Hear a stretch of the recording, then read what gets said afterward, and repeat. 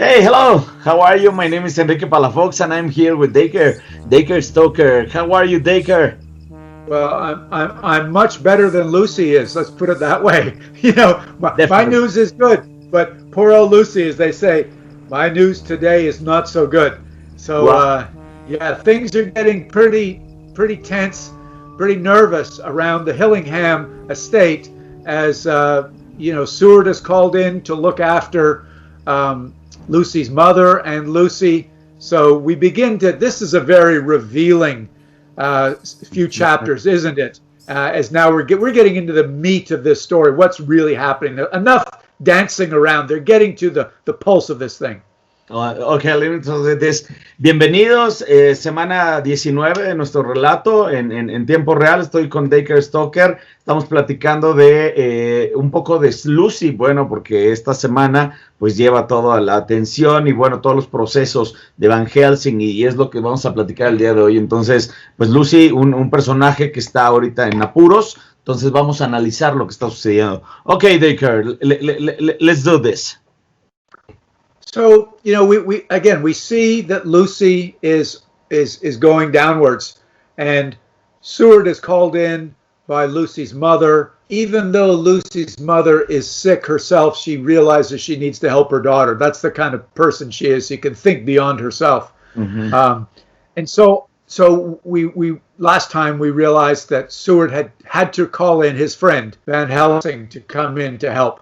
And this is where it gets really very serious, because it's the beginning of pulling in the A team, the really the specialists that can understand this. Mm-hmm. But what I find, which is really interesting, is and I implore the readers of Dracula and the people listening to us to look carefully at the references when Van Helsing starts to speak. He is, as we talked about last time, not only a medical scientist, but he's also an expert in folklore, in mythology. He's a lawyer. He also understands God. He realizes that there is a place for good. This is a battle of good and evil, but he also understands the supernatural and those possibilities. Knowledge, the theme that we get here is knowledge is good, but we have to be aware of other things as well. Don't just look at everything. We've got to look at all the little pieces and figure out. And we'll see that as we go through this chapter. Okay.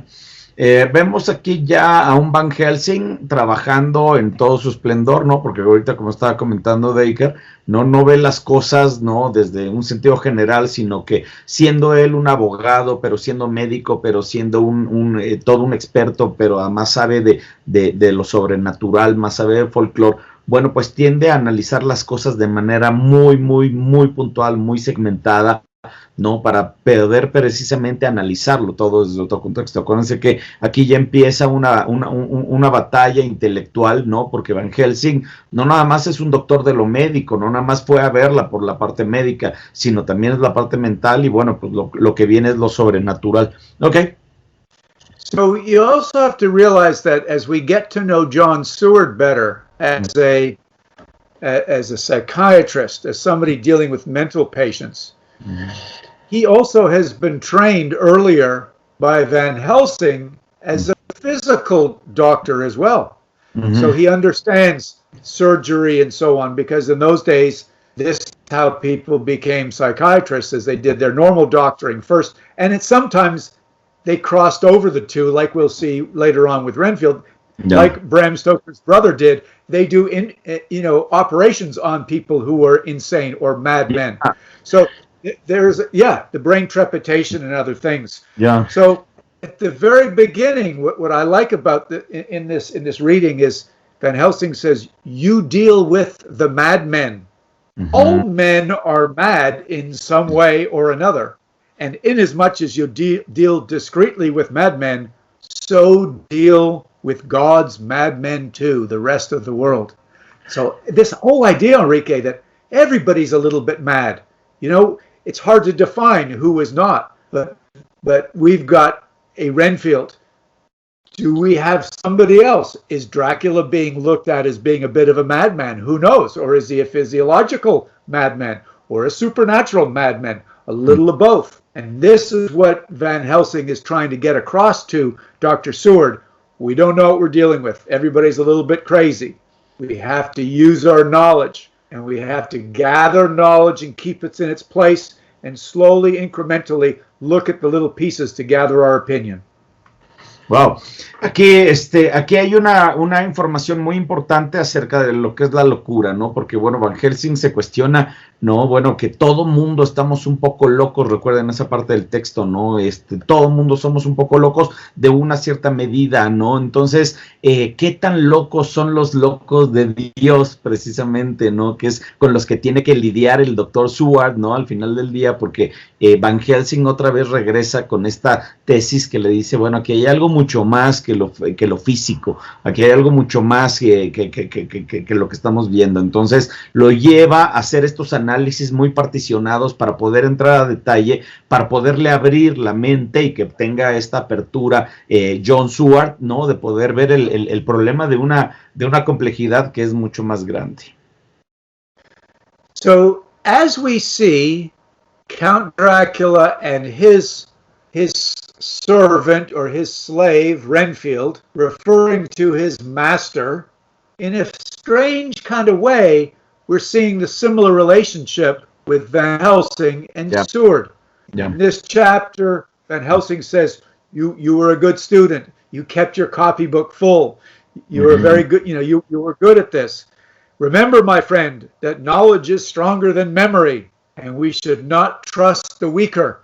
So Van Helsing is still functioning as the master to his lower person, not a servant. He's not an equal yet, but it's true to see this parallel and how these two guys are still working together and trying to figure out, why is Lucy losing all this blood? What is happening? They haven't even looked at and figured out just yet at the beginning. They do later in the chapter, these two holes, but right now they're still wondering why she's ill. And quite soon in these two chapters, we begin to realize that Van Helsing has a good idea. Seward doesn't yet. What do you think? What do you think's going on here? I'm questioning. Do you think Bram did on purpose to have a balance in everything in the story? Because as you just said, this relationship between Van Helsing and Seward is similar between the one of the Count and Renfield, but we can find parallels in having three sisters and three friends chasing three females, males. I don't know if this is, we can clearly establish this kind of inverted parallelism like in a mirror. That's a good point. Could be conscious or could be unconscious with Bram's writing. He could have decided, I'm going to do this and let's see if the readers figure it out. But I will tell you this. I firmly believe in Bram Stoker's own life, he was seeking balance. And it was not easy. He was seeking balance between the scientific part of his brain, the artistic part of his brain. The side that was dealing with numbers as a clerk in petty sessions, and the side which was loving the creativity of writing and the arts. The physical nature of Bram Stoker, the superb athlete, and the creative writer, the cerebral and the physical. So I think there was balance. Also, we've got to understand that when this book was written, the whole concept of balancing the religious, spiritual side of people's world was in upheaval, because you have the enlightened people looking at religion and being told by these older priests and this traditional, you must do this for God, you must do this for a good afterlife. And then you have people in the Freemasons and Golden Dawn, believers in the occult, who are looking beyond the traditional religion and saying, maybe there's something else there. Maybe our spirit doesn't just go to heaven. Maybe it goes here. So it is a time when people are seeking that comfort of balance. And I think you're right, Enrique. I think that maybe subconsciously that's what Bram was was looking for. Yeah, and we've been talking about this evil versus God thing. Like we've been talking about this chess game that they are playing. So Yeah. it's very well balanced. Yeah, you better translate that before we go too far.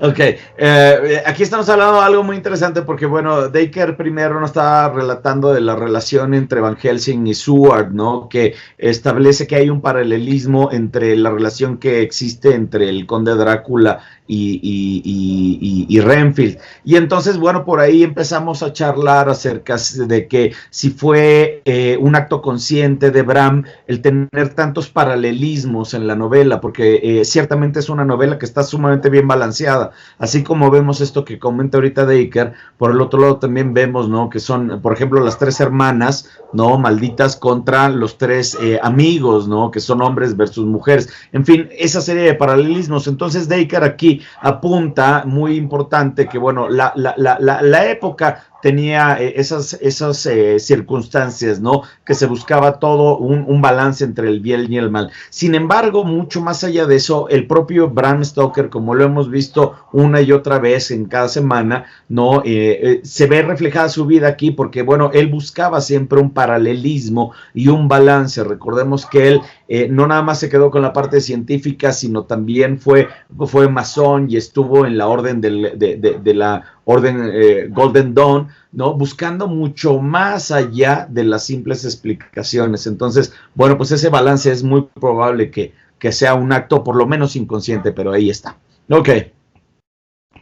So, we have actually during this session here that we're talking about with a few chapters, we actually have two different times when Van Helsing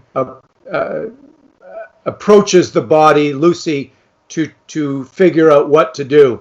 And the first time, yeah, he's shocked how ghastly pale she is. The red seemed to have gone from her lips and her gums. And he realizes there needs to be a transfusion. Now, we all need to realize this is very new science as well at this time. There had been transfusions at this time, between dogs and people, experimental stuff.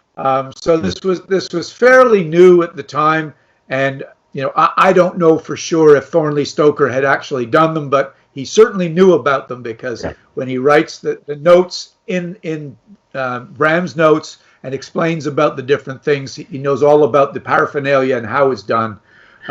So there's such a heavy hand of Bram's brother in here making this accurate, because if the readers don't believe that the medical side is accurate, they'll think, oh, this is this is nothing. And but there's still an opportunity, and I'll just stop after I say this, which I think is wonderful. When Arthur comes and says, no, you should take my blood, and Van Helsing says, you were the lover, of course. He says that I love her so much I would get every last drop. And then Van Helsing still has a sense of humor, which is Bram saying, my young sir, I do not ask as much as that, not the last.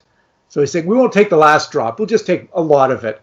So he has a way to keep humor involved. And I think it's a good strategy because, when you read horror, if it's always horror, you get, accustomed to it. But if you throw some humor in, then when you go back to the horror later, it's more horrifying. So to me, and in my writing, I like to do that as well. You kind of roller coaster up and down. Wow. Okay.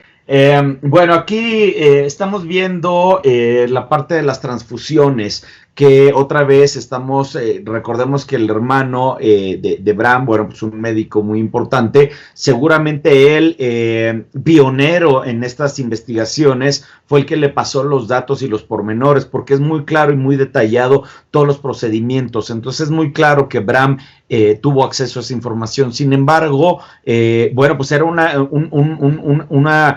son procedimientos muy experimentales, ¿no? Dice Dacre que quizá con un perro, alguna transfusión o ese tipo de cosas muy experimentales, y entonces, bueno, por lo tanto, sumamente novedosas, ¿no? Okay.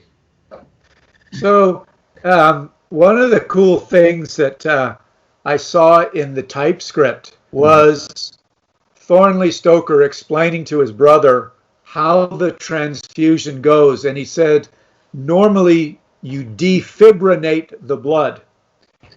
And so this is something that Van Helsing says. Van Helsing turned to me and said, he's so young and strong and of blood so pure that we need not defibrinate it. So in those days, that was a way to filter the blood. They didn't have any idea about blood typing.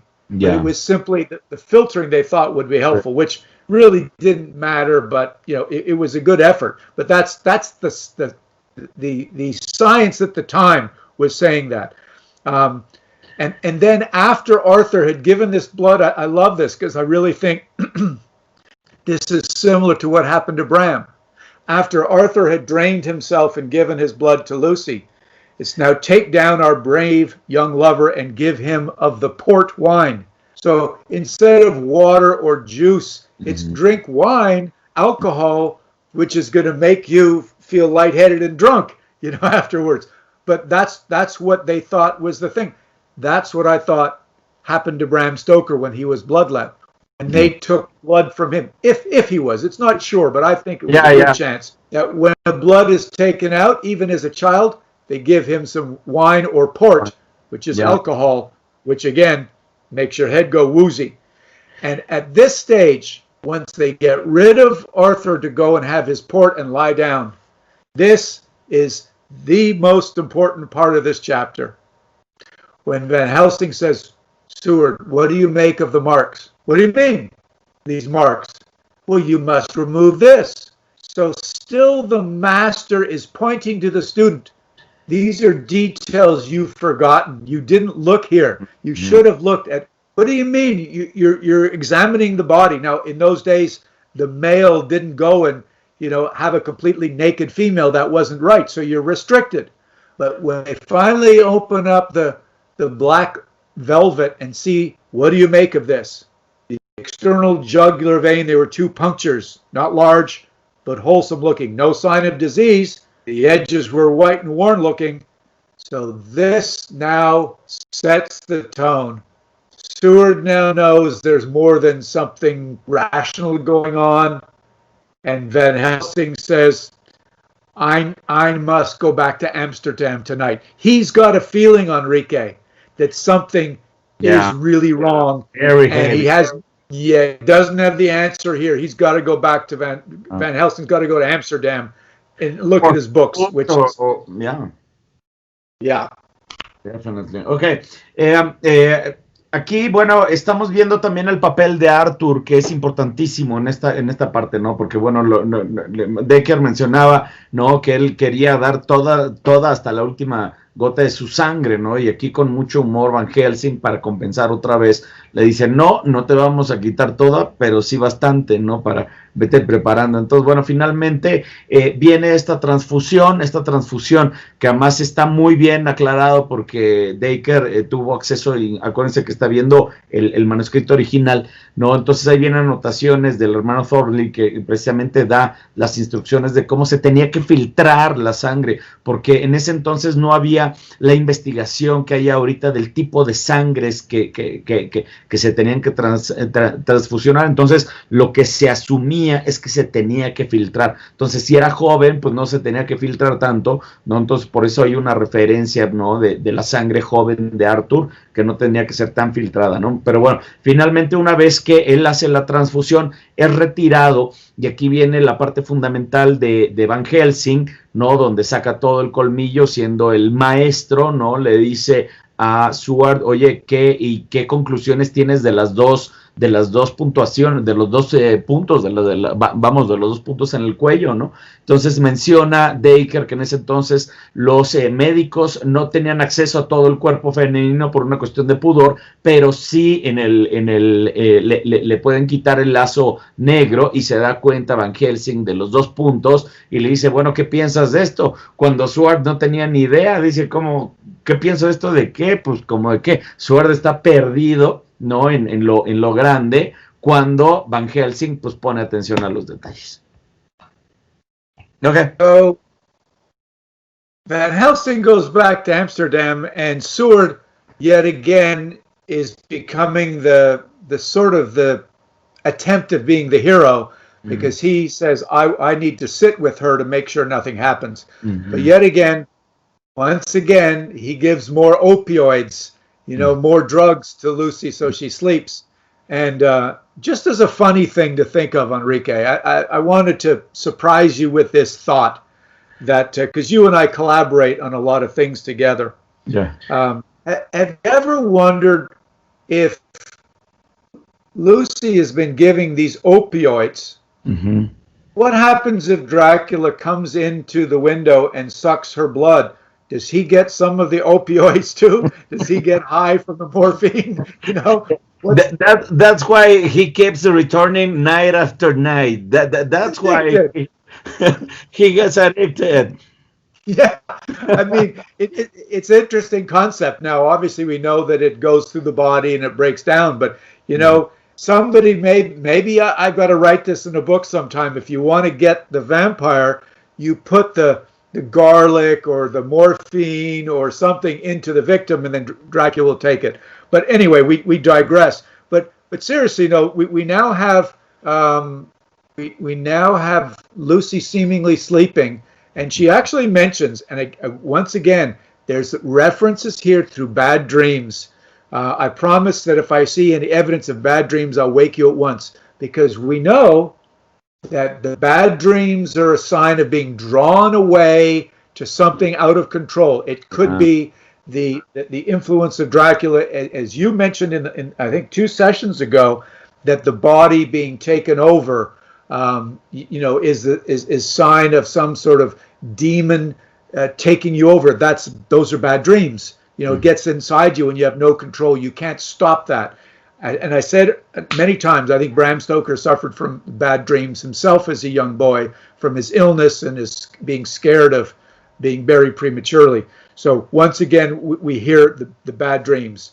But poor old Seward, he's still got to deal with Renfield. The next morning he leaves Hillingham and goes back to Carfax, and he's checking in with Renfield. So what do you think's happening at this stage when he goes back there to what's going on there? You know what? I'm having a thought right now. This is exactly the same thing that's happening in the Exorcist movie. To have this Karras, Father Karras, who is the student, very similar as Seward, who has a lot of problems by himself, dealing with his mother. Actually, Seward is dealing with Renfield, but we have the Father Merrin, who can be like Van Helsing, who has all the knowledge, previous knowledge, because he already has done with the devil. But actually, we have the downfall of an innocent child. And that's why The Exorcist worked in 1872.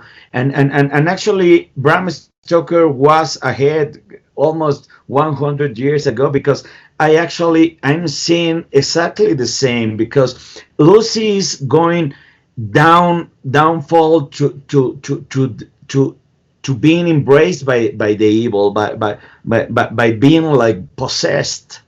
And the scene is almost exactly the same one as presented by Willem and Peter Blatty in The Exorcist. Yeah, it's incredible. It would be cool to know if they read Dracula and inspired by that concept, a little bit. And if so, tip of the hat to Bram for giving them that idea. That's interesting. So let's get back to Van Helsing. Wait, you need to do some translating first. Let's translate there, and then we'll pick up with Van Helsing's return to Hillingham, because Lucy is not off the hook yet. Okay. Van Helsing llega un momento que él entiende que algo está pasando, entonces necesita echarse un paso para atrás, necesita irse a Ámsterdam a estudiar, a pensar y demás, y mientras tanto Seward, ¿no?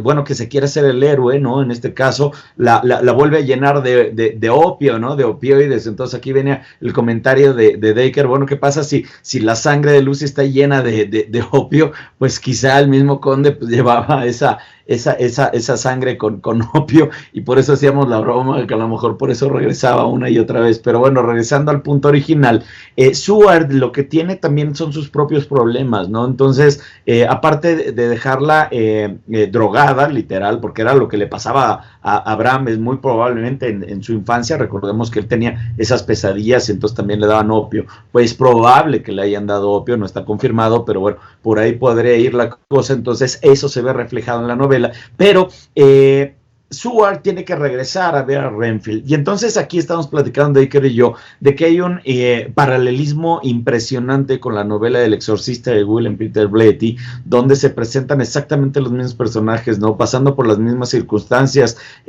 Carra siendo Seward, Merrin siendo Van Helsing, y tenemos Lucy, que es, bueno, pues esta chica Regan McNeil, y bueno, pues está el demonio involucrado, porque finalmente, pues es un tema de posesión demoníaca, lo que estamos viendo por aquí, ¿no?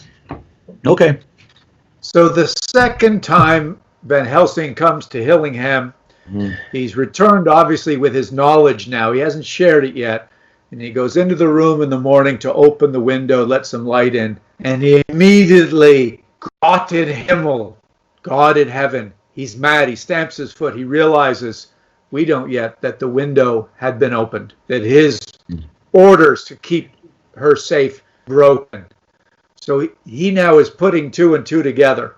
We don't know it yet, but here's my question to you, Enrique, because when I read this sentence, many people have interpreted it different ways. I want to see what you think, and if the English makes sense. There on the bed, seemingly in a swoon, lay poor Lucy, more horrible white and wan-looking than ever.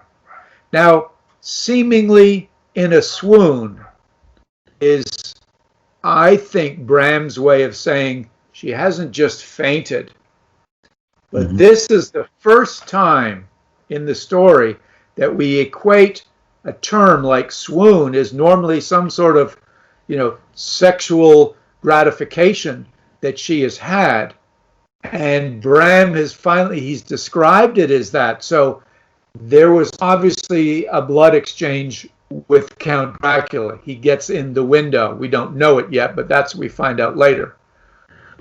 But we're now getting a hint that Bram is saying in a swoon that she's looking like she enjoyed the experience rather than horrified at a blood draining. So she's turned the corner, this possession that you and I have been talking about. She's now looking like a willful participant than the victim. She's now starting to take on this. And so what do you think about his use of words here? Do you think that this is he's moved the story to something more sensual? I believe it makes sense, because in the Victorian era it was so strange minded, no, that everything related with the devil was related with pleasure. We need to think about that the devil is the guy who rebelled about this repression. He tells you to enjoy yourself, to have the pleasures of life, no, to commit sins. And we need to remember that most of the mortal sins are actually related with pleasure. I mean, it's gluttony, which has to be with eating, and we have lust, which has to be with sexual pleasure. And that to have Lucy in this arousal thing because of the blood exchange, for me it remarks the thing of the presence of the devil, and she is starting to enjoy herself, and maybe to open herself to a physical or carnal pleasures, no? No, you're right, and I think that this becomes more evident as in the next few pages, but still Seward doesn't figure it out. He goes to sleep thinking, and he says, I don't understand where all this blood is going. He was one of the guys that gave the transfusion. So was Arthur. Where's it going? He hasn't connected the dots yet. The two dots to Dracula. He hasn't got that yet, but he knows that something is wrong. He says it's got to have something to do with this. Duh, it's that's right. And then Van Helsing produces the garlic wreath. The box has arrived, and this is interesting. This is modern science. The telegram is sent. The shipment on the ferry boat coming over from Amsterdam. This is like UPS or FedEx. Bring the medical supplies. Yeah. It's cool. And so she puts it on like, oh, what is this? Oh, thank you, flowers. Oh, it's just common garlic. But he said, no, this you must wear this. And we realize it doesn't happen as it should. She thinks that it's just a bit of a joke. And then we now have a next night later on where Lucy's actually saying, as I go to sleep, I shall not mind the flapping outside the window. Oh, the terrible struggle that I've had against sleep so often of late, the pain of sleeplessness and the pain of the fear of sleep. Same fear of sleep as Bram. I'm convinced that this poor young boy had nightmares and was scared to go to sleep. And he's transferring that into Lucy, because when you have these nightmares, that's the connection to the devil. That's how we understand Dracula's coming to her. She thinks it's a nightmare. It can't be real. How blessed are some people whose lives have no fears, no dreads, to whom sleep is a blessing that comes nightly and bridges nothing but sweet dreams. Good night, everybody. Wow. It's just the beginning, but it's a very powerful end to this, isn't it? Yeah, definitely. I'm very, yeah, it's very personal. Very personal.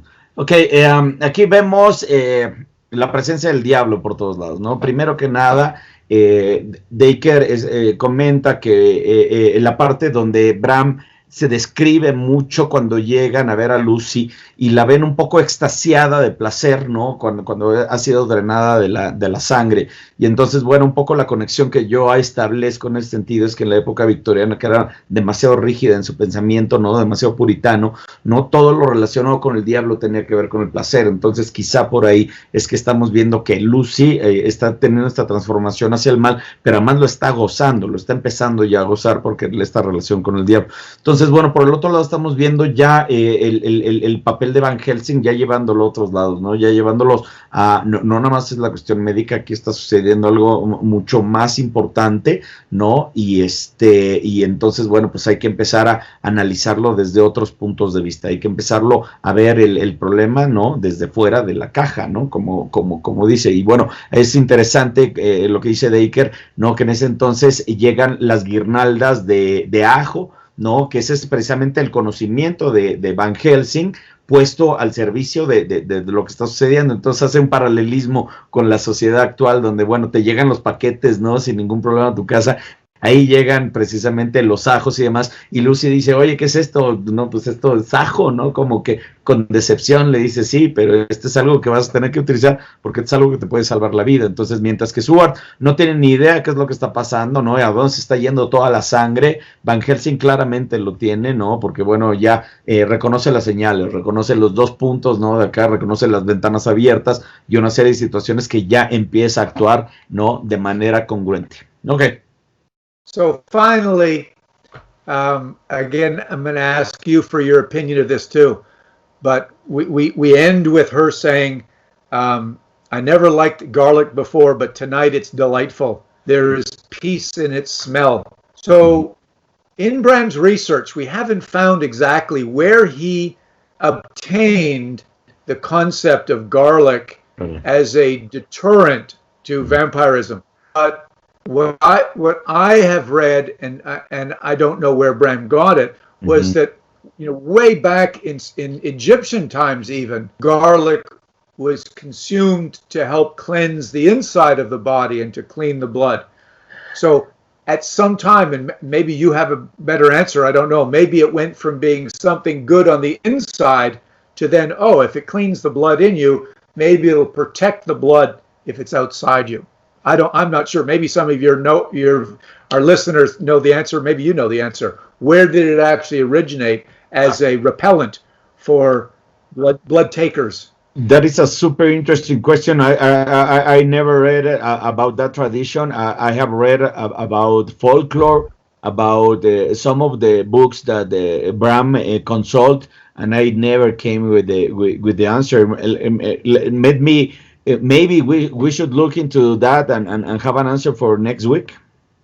Yeah, but remember when you and I were in Transylvania? Yep. We see these dried garlic cloves, yeah, hanging outside. Now, obviously, people would leave them for their cooking and for drying on the outside, but there seemed to be a lot of them around, both for decoration. Maybe they were also, for the tourists, who knows? But it seemed to be in these country homes when we went there, we'd see the clove of garlic out by the door side, especially in the summer kitchens that were halfway outside, in those porches.